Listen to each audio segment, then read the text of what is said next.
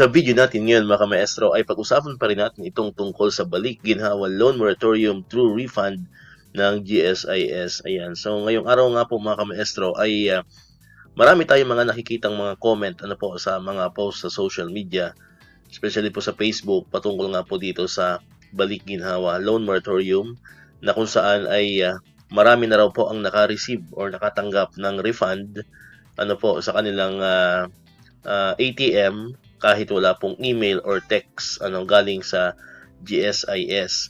Ayan, so ito po yung i-confirm natin po ngayong araw po diyan sa mga subscriber po natin.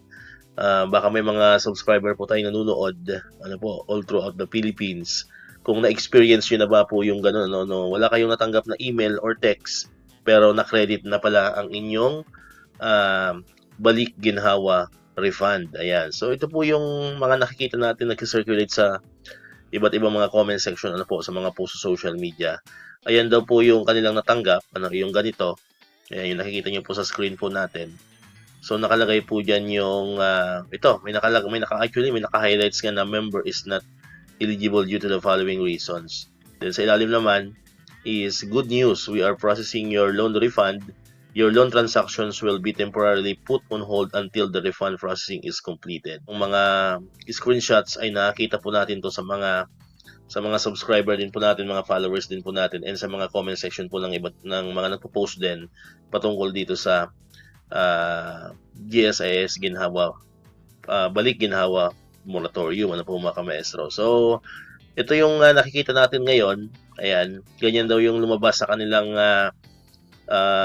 GSIS Touch, pero na-credit na po yung kanilang refund sa kanilang mga ATM. Ayan, so baka may mga followers po tayo, may mga subscriber po tayo, pa-legit check naman, pa-confirm naman po kung mayroon na pong naka-experience po ng ganito. Siguro kung hindi man lahat, ayan, siguro may ilan-ilan na po, na nakatanggap na rin nitong GSIS balik ginhawa refund. Ayan, and of course, ilan din sa mga nakita natin na mga issues patungkol dito is parang yung iba ang sabi is yung emergency loan lang daw yung pumasok. Then yung iba naman ang sabi yung MPL lang ang pumasok. So may mga iba't ibang mga issue. Kumbaga sa hindi para pareho po mga maestro. Kumbaga hindi daw lahat ng pinili nilang loan ay pumasok dito sa refund. Ayan. So yun po yung mga issues pong nababasa po natin. And then yung iba naman, yung nag-reloan ng January, ang na-refund lang daw is for 2 months. Ayan. So, mayroong mga hindi nakuha yung buong 3 months na refund. Yan po yung mga nababasa po natin sa mga followers, subscriber po natin. Ayan. So, anyway, kung mayroon po kayong application ng balik ginhawa noong April 1, kasi karamihan po sa mga nakatanggap na, based po sa mga nababasa po natin, is mga nag-apply po sila noong April 1, po mga maestro. So kung nag-apply kayo noong April 1, siguro malaki ang chance na kung hindi man po kagabi, baka ngayong araw po ay pumasok na po yan. So pwede nyo po siyang i-check, po mga maestro, para sure kayo, kasi nga kung totoo man to na walang email, walang text, kailangan talaga i-check nyo mismo po sa inyong mga ATM kung talagang na-credit na yung balik ginhawa po mga maestro. Kasi baka antay kayo ng text or ng email, tapos dumating na pala, tapos hindi nyo alam po mga maestro. So kung malapit lang naman kayo sa inyong mga ATM machine, so pwede nyo po siyang i-check lalo na yung mga nag-apply po noong April 1 po mga maestro.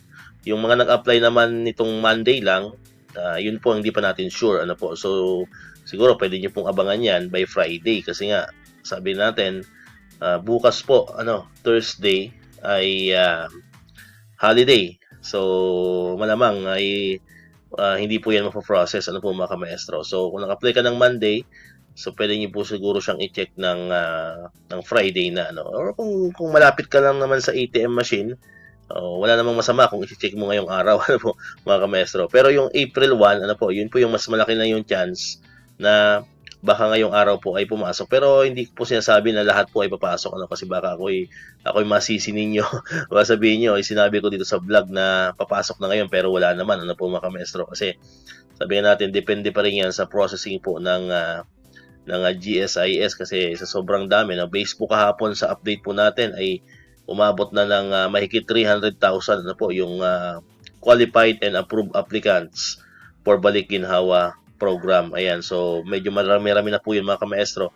So may chance talaga na hindi magsasabay-sabay po yung pag-approve, pero kinonfirm naman po yan sa official Facebook page ng GSIS. Base po yan din sa ginawa nating video kahapon na 3 days, 3 working days ang releasing po upon approval nitong ating Balik Ginhawa refund, mga kamaestro. So yun nga, so kung nag-apply ka ng April 1, so ngayon kasi papasok yung pang 3 days nun. So kung nag-apply ka ng April 1, so if not 100%, pero mas malaki na po yung chance na na makuha ninyo or ma-credit sa inyo ang inyo pong refund.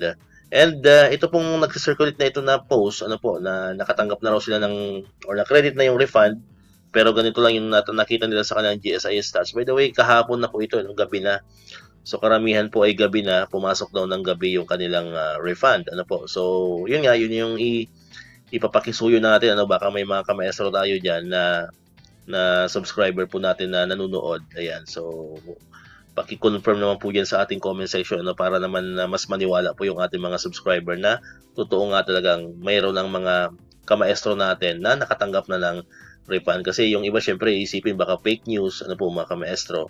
Ayan, baka sabihin fake news naman yan. Ayan, so as long as na may mga nagko-comment naman na mga legit naman talagang mga teachers. Ayan, so hindi natin masasabing fake news po ito mga kamaestro. So yun, sabi ko nga, wala namang masamang mag-check ng ating mga ATM, especially kung tayo ay malapit naman sa mga ATM machine. Maliban lang talaga kung malayo mga kamaestro, kasi siyempre mahal ng gas.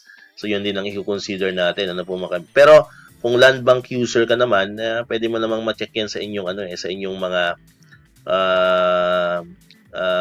i-access mga kamaestro.